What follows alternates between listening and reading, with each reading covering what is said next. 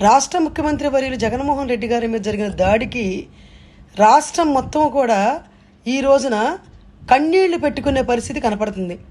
ముఖ్యంగా రాజకీయాల్లో రాజకీయంగా ఎదుర్కోవాలి తప్పనిచ్చి ఇలా దాడులు చేయటం అనేది అంత నీచమైన రాజకీయాలు ఎక్కడా ఏ రాష్ట్రంలో జరుగుండదు.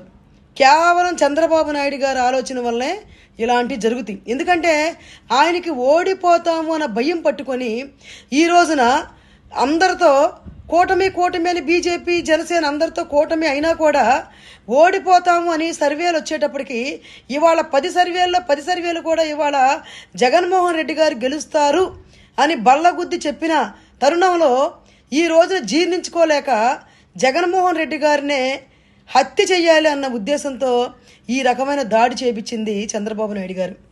ఏమంటే మీరు గమనిస్తే ఇక్కడ తగిలింది, కొంచెం ముందుకొస్తే కన్ను పోయేది, నవరకాంత మీద పడితే ప్రాణం పోయేది.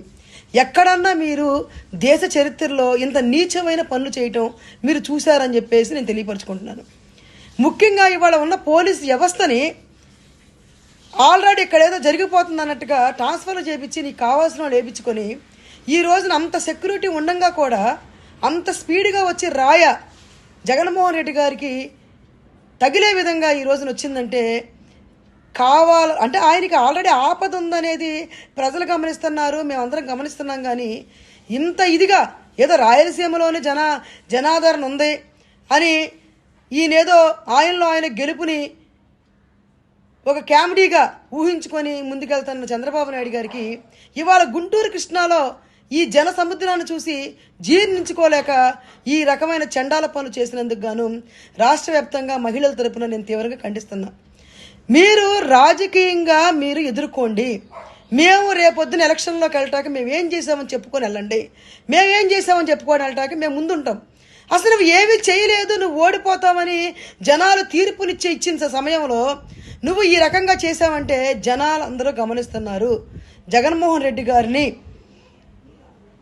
హత్య చేయటానికి నువ్వు ఈ కుట్రలు చేశావని పబ్లిక్ గమనిస్తున్నారు. దయచేసి ప్రజలకి నేను ఒక పిలుపునిస్తున్నాను.